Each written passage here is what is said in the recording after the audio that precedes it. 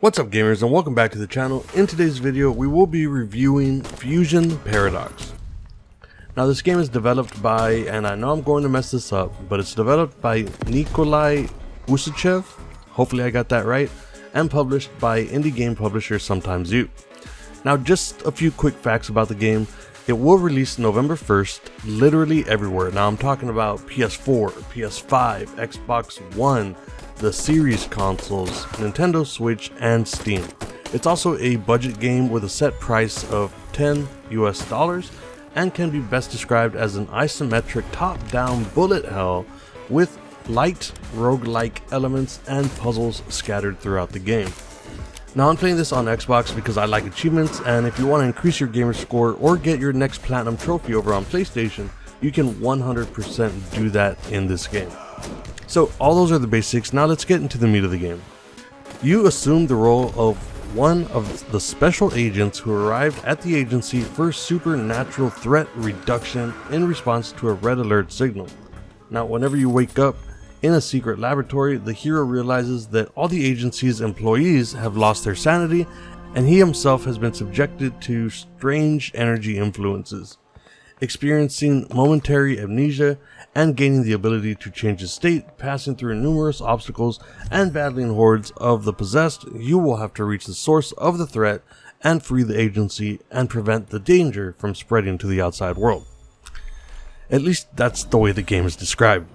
In my experience, this is actually a pretty tough game. I even had to turn down the difficulty level by 1 just to get to the very end. And just for a note for my future videos, I did play on the easiest setting in order to get all the achievements and make the guide that will be coming out soon. Now the main issue I had was the staggering amount of bullets in this game, but it's a bullet hell, so that's to be expected. And the controls did feel a little bit out of place. For example, you shoot all of your weapons with the right bumper, and I just think that's crazy. Why not have the right trigger like most games? But no. Instead, the right trigger is used to switch between the two new states that you have due to the strange energy you now have, and your left trigger is used to switch between weapons, and the left bumper gives you a quick dash which can be used to avoid damage and zip over traps. However, there is a second controller layout that I haven't really seen others mention yet, and you're more likely to want to take the time to change your settings and use controller layout number 2.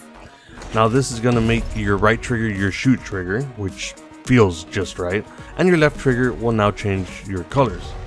You can then use the right bumper for switching weapons and your left bumper for using your boost. This definitely feels a lot better in my opinion, so if you pick up this game, make sure that you're playing with controller scheme number 2.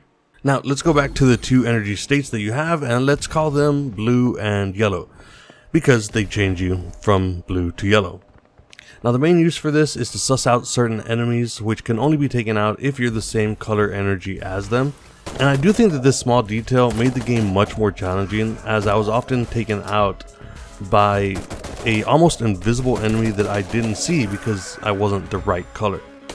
Now there are other uses for this power though. Some weapons can only be used while you're in a blue or yellow state, and some of the puzzle rooms, which are opened by breaking hidden gems and entering statue portals, can only be accessed if you're the correct color. Now speaking of statues, I think that we should talk about the UI.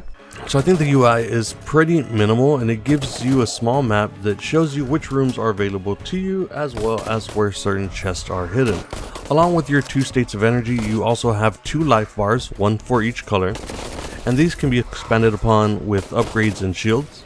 You also have your current weapon that's shown, as well as how much ammo the weapon has left, and finally you have a countdown meter which is used to let you know when you can use your special attacks once you've unlocked them. There are purple statues that are scattered throughout the entire game, and you'll come across these constantly.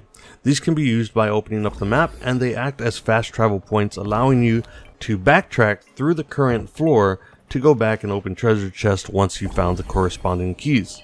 Puzzles and puzzle rooms, on the other hand, can only be accessed by finding blue, yellow, or purple statues.